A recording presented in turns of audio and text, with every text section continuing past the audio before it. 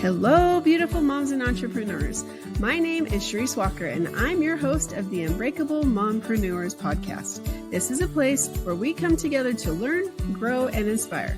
So sit back, relax, and let's get started.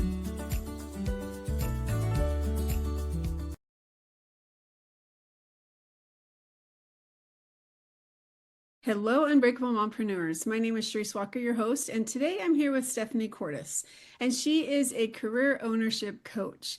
So what does that mean? Well, we're going to talk about it. But if you own a business, which you probably do since you're here, we're going to talk about how to be able to build it, what you need to do, and things that you might not be aware of. In addition to that, we'll also talk about motherhood. So Stephanie, without further ado, why don't you introduce yourself to us? Hi, well, it's nice to meet you, Charisse. Yes, that's right. I'm a career ownership coach with the Entrepreneur Source.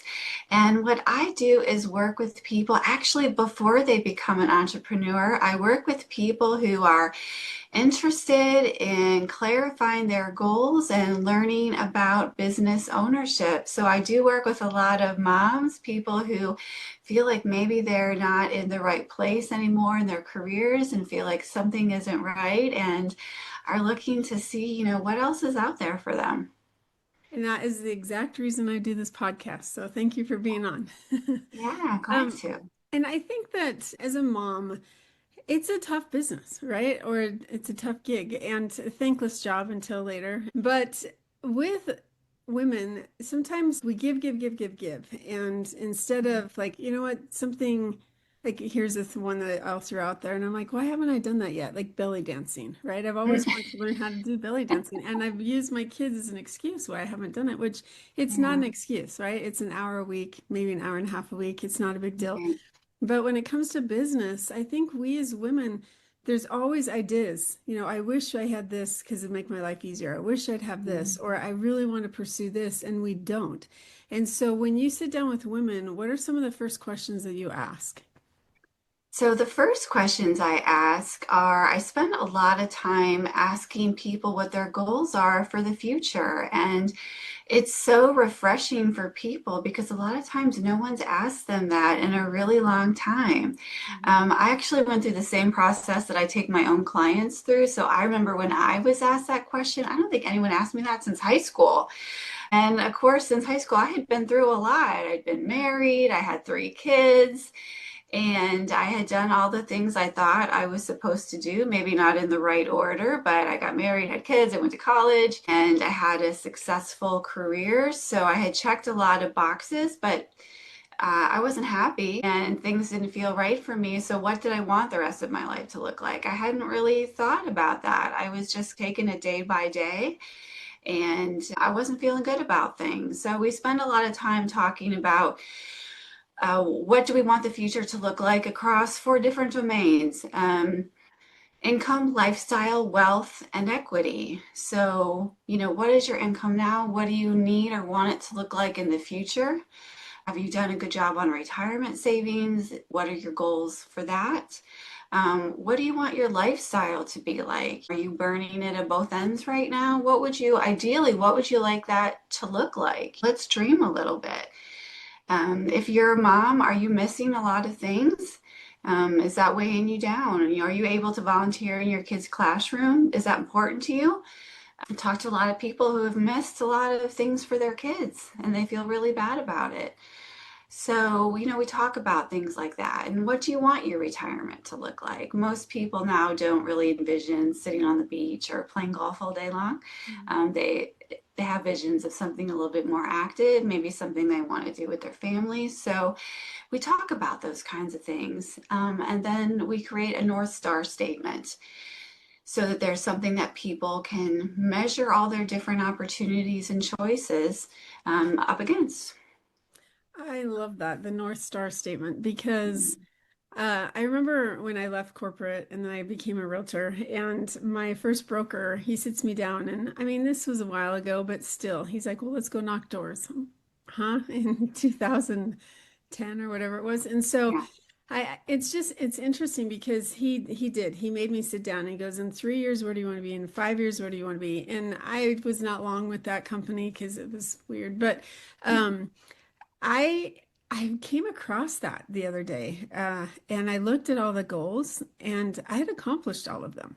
And it's interesting because I'd never looked at it before or since, but it's crazy that when you like talk about what you want or you write things down, even if you don't go back and look at it, you've written it down. This is what you want to accomplish. This is something you're committing yourself to, and it does something to you. It really does change. It's like, okay, this is what I want. And so I love that you have this statement that I'm sure you revisit more than never.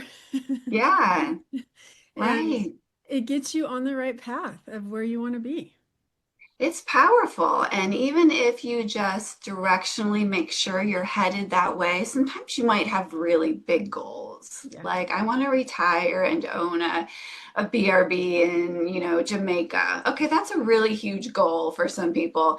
And you're going to need to take a lot of little steps to get there. So maybe your very next step doesn't feel like it's really getting you there. But if directionally it's helping you get there, that's a good thing. So we keep that in mind that it helps you directionally keep on the right track. So I think you're right. I think it's really powerful. Some people like to print them out and hang them on the refrigerator or the wall. Other people just like, oh, thanks, I'm going to hang on to this. But just giving it power by writing it down and giving a thought to it. I think that is really powerful. It also gives you power to and permission to dream a little bit. And I think we forget to dream as we get older, but that's important too. Yeah, I love that. And I'm not going to put a pin too much into that balloon that you just gave about the BRB in Jamaica. But if you're thinking of owning something outside the US, we need to talk before you do that. So, And so probably not in Jamaica. yeah, I was going to say, like, Yeah, speaking from experience, whew, yeah. Anyway, off right, topic. right. So how long does that process take that when you're working with somebody and creating that statement and then getting started? How long does that take? Well, when I first someone reaches out to me and then we have an initial call and see if it makes sense for us to work together. And I explain how I'm a free resource and how that business model works. And then we set time to get together for an hour then after that. And in the meantime, I give people credentials to log into my portal, and I've got some great tools in there that they can use to prepare for our next conversation. That can happen pretty quickly. I book that hour on my calendar. We help book it together. And then they prepare with the tools that I have in the portal. We have something called the DISC assessment that is, owned by another organization, TTISI. Millions of people have taken the DISC assessment. It really helps me get to know people faster. People really enjoy that, and we do what we call a true false narrative with that tool to help make sure people, really agree with what the tool says before we put too much weight into it. And the vast majority of people do, but even if they don't, the tool helps me get to know people faster, even if it's them disagreeing with the tool. And that's what I really want. I need to know my clients, really well.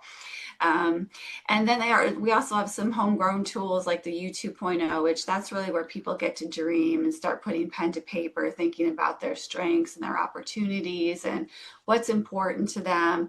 And then on that 1 hour call, we get to really talking through all those things. And by the end of it, I usually have enough information to draft that North Star statement. And then on the following call, we start talking about it. That is so good because I think a lot of times people just they talk, right? And I want to do this. I want to do this. I want to do this. And I think that that's great because that's a good step. But the next Mhm. step is, okay, now let's take some action. And so Yeah. let's make sure that this is something you really want to do and that's experience that can guide them through it so that there's some things that you might not even consider that you're like, oh, you know what? I thought I wanted to do that, but let's come back over here. And so being able to, it sounds like you have all these tools and things that can help guide people through really drilling down to what they're interested in and what they can do. Yeah, exactly. On our second call, we talk about what people's skills are, the transferable skills, what their business interests are. Because once we've sorted out what their North Star goals are, then we look at the different vehicles of success. Like, how can you meet those goals? Yeah. So, for some people, they're really better off in the W-2 world. Maybe that's what they learn, or they're better off as a 1099, right? Because for everyone, business ownership is not the right answer. That's so true. But what I do is provide provide coaching that helps them learn and just provides information so that they have all of the information so they can make a good choice. So they can learn about business ownership in a safe place because there's a lot of different paths to business ownership. So as I said, a lot of times people learn that, okay, business ownership is not for me. And I think that's okay because they'll never look back and wonder, would that have been right for me? They already know the answer. They took the time to learn about it. So other paths to business ownership, or let's finish off different ways to meet your goals. Maybe in order to meet those goals they set up, could be investing in real estate, like with you, or in the stock market. Those are also paths to perhaps meeting their goals.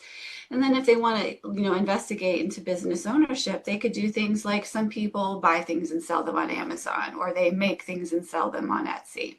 Or if there's a business down the street that's for sale, you could look into buying that and do the work on that. Some people start like a passion business, like a baker might start a bakery, or some people start like a microbrewery in their garage. So those are paths too. And so another path would be there are some people that like to learn about, what if I started a new iteration of a business model that's already running successfully across the country? So that would be franchising. So that's something that we take a close look at too. There's different business models, different industries. So we spend some time looking at that too, letting people take a deep dive on specific businesses and seeing if that could be a good fit, a different way that they could meet their goals that they had never considered before, like you said. Mhm. And that's the thing is there's so much opportunity and there's so many Mhm. different ways that you can go, and being able to talk to somebody like you who's experienced in that, I think Mhm. that that's where people don't really know.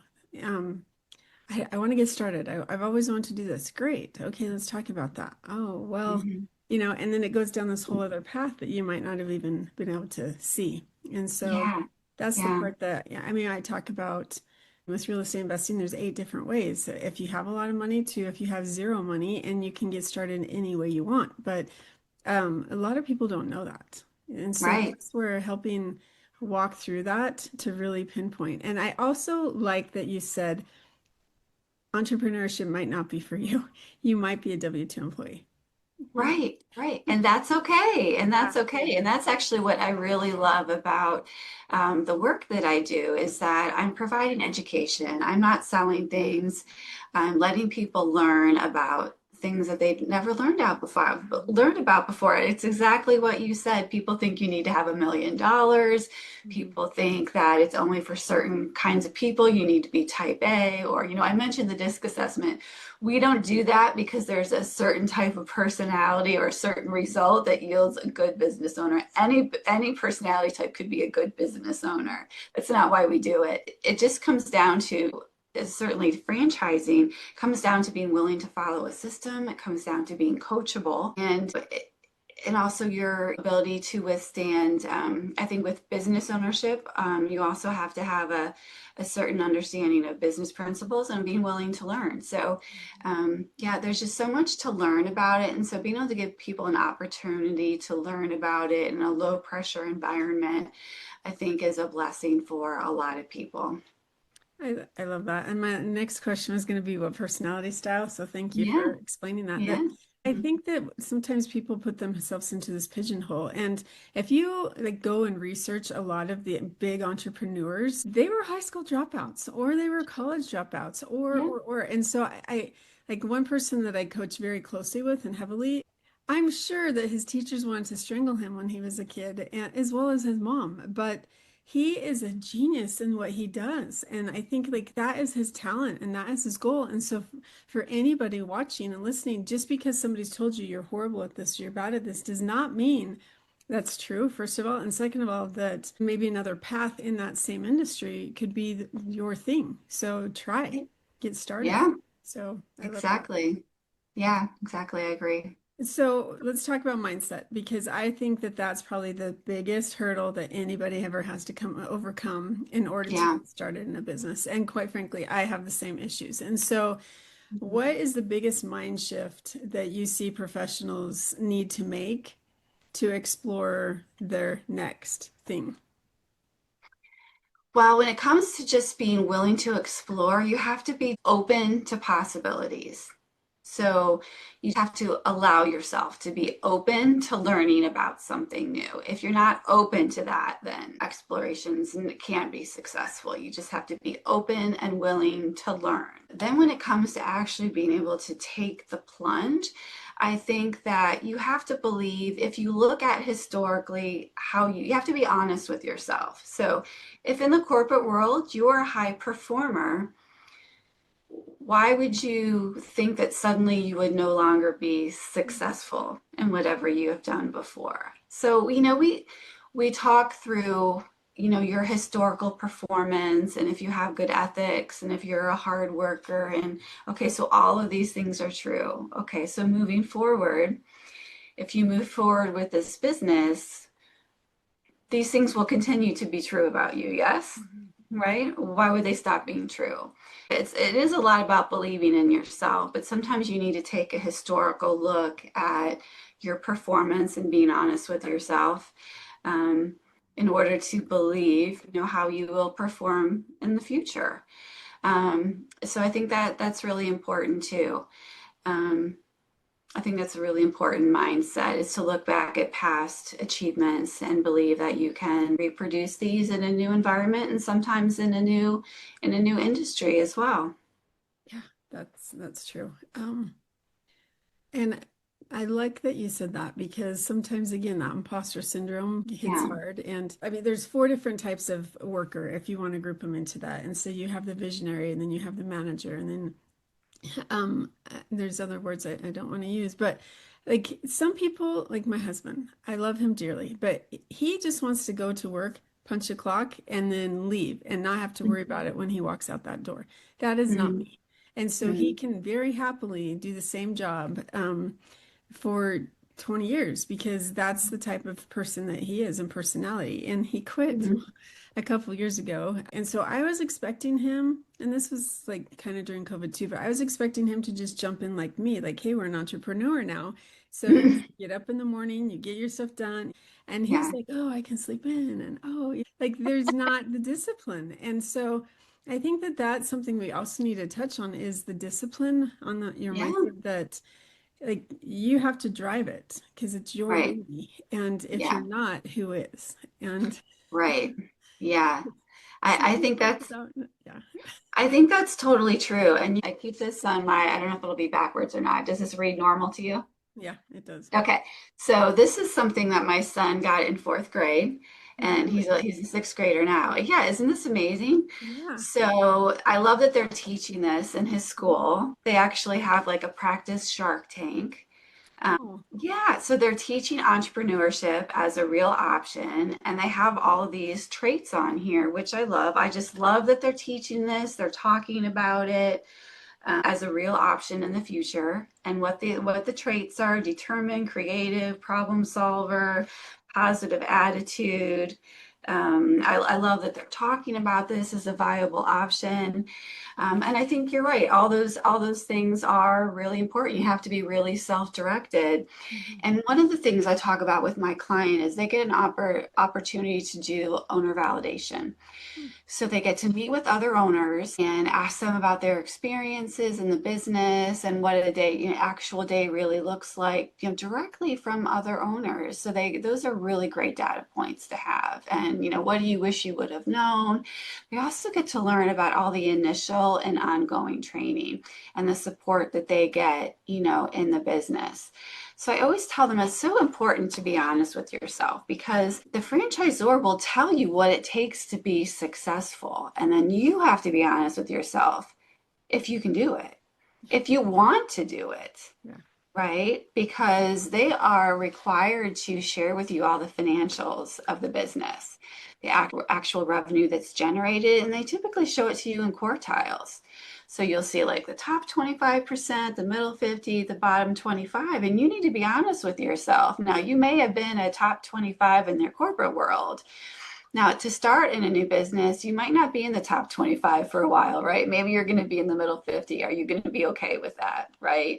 And you're going to aspire for that top 25. Now, in the corporate world, if you were in the bottom 25, don't suddenly think you're going to be in the top 25. It's time for a reality check here. You need to really be honest with yourself. So when you hear what it takes to be successful in each of these businesses, are those tasks that you're willing to do?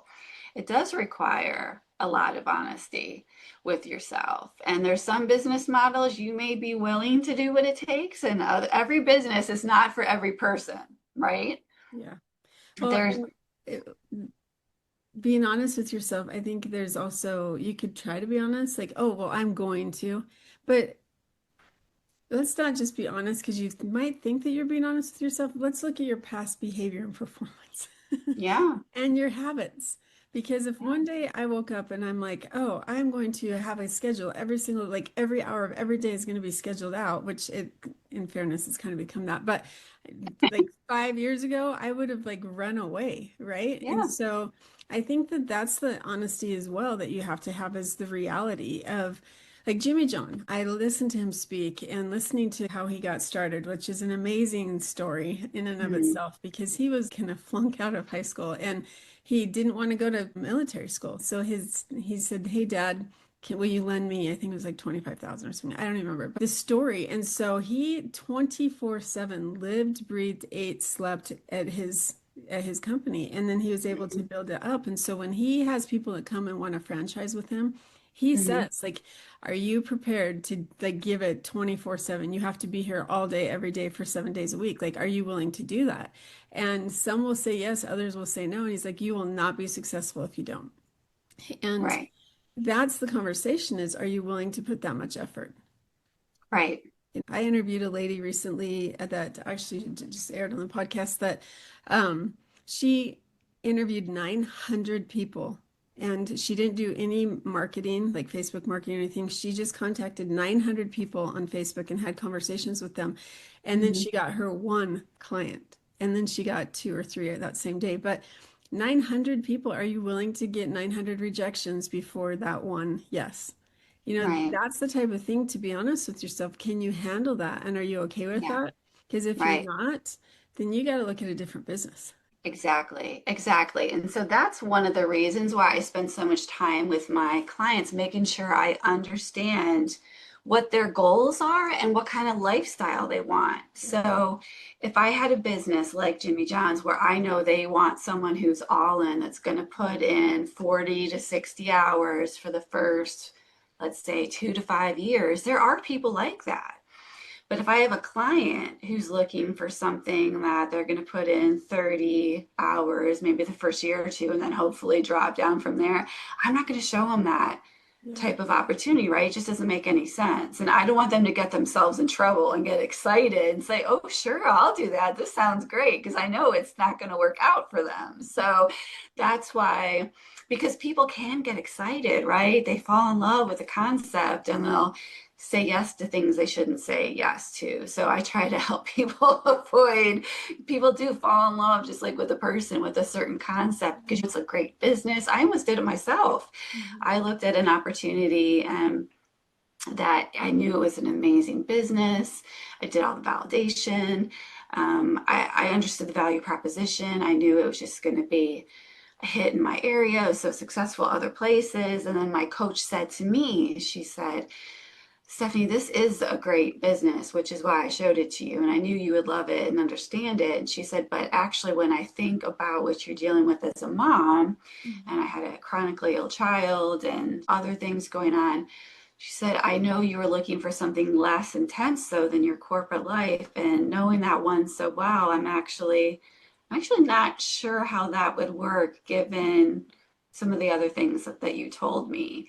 And actually, I had to take a seat back because I had started to fall in love with it. And it was corporate Stephanie was like, I'm going to make this work and it's going to be amazing. And I could have, right? But I was forgetting about the lifestyle that I wanted to have. I wanted to get away from that. Just corporate, successful Stephanie was like, oh, I'm all in. I'm going to kill this thing. It's going to be amazing. But I would be in just the same boat that I was in the corporate world, unhappy about, struggling with the same personal things that I was struggling with. So I needed my coach to kind of pull me back for a minute. And I had to think about it. She said, well, just think about it and we'll talk about it next week. And I came back. I was like, You're right. It is awesome, but it's not the right one for me. I needed that. And so that's the kind of coaching, that we give, helping people just remember as they get excited about different opportunities, pull them back against their goals and say, I'm glad you love it. I just want to make sure you're thinking about your goals too. And she's right. I had lost track of my goals there for a minute.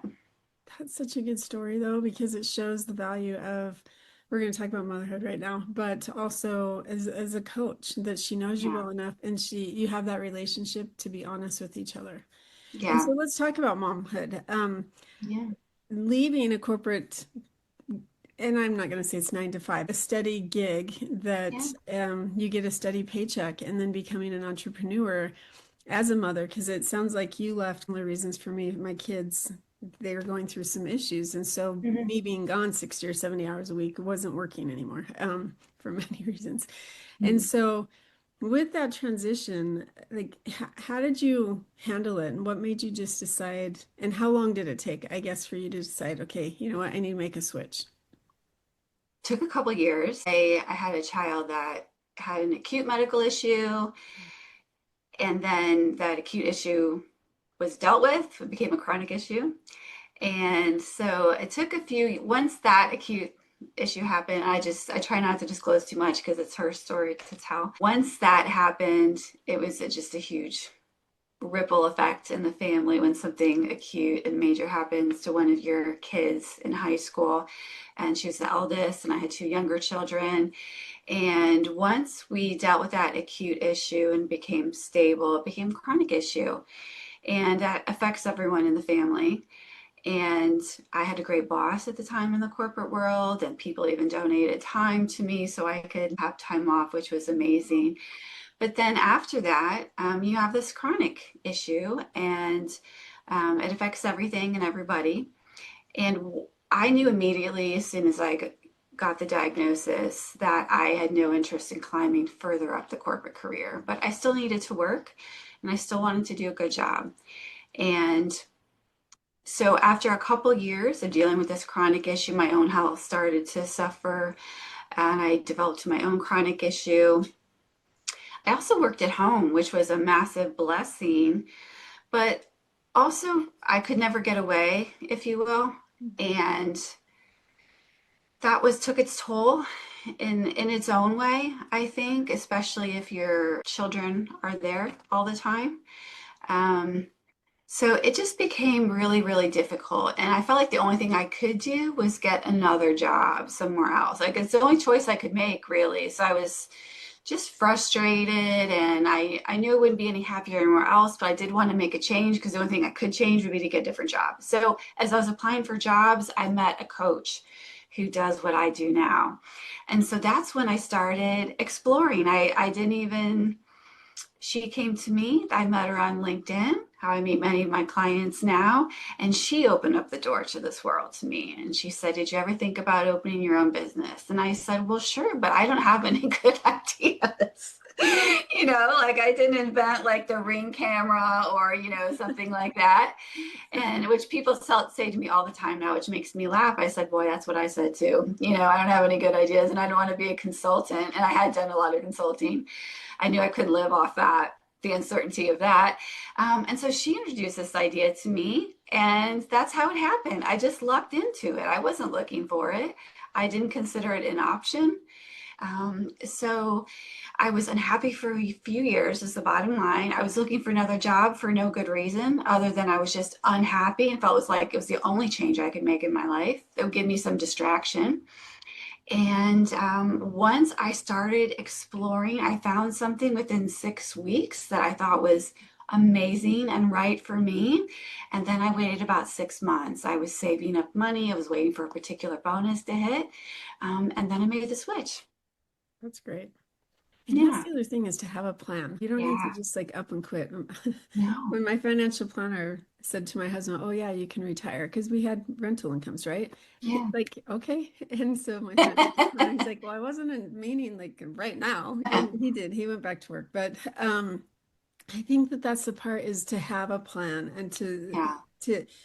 I mean, many people do. They jump with both feet and they go all in, and that way like, I think it's burn your bridge or burn the bridges so you can't Mm, go back. But other people, I think every single person is different, and especially your yeah. situation and your family situation. But I love that you recognize that, I mean, our children really do influence us a lot. And Yeah.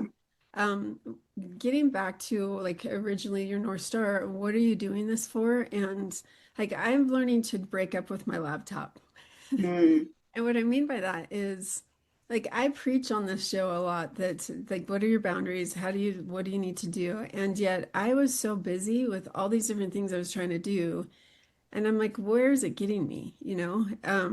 Am I happy or am I just feeling overwhelmed and stressed? Because I always feel like mm, there's more that I need to do. And so yes, I still have as many things, but I'm not prioritizing where I have to do everything every week. And so I think that that's where, when my kids are home, my laptop is going to be shut because they're growing up so fast and I'm not going to be able to, I can't undo time. And so mhm.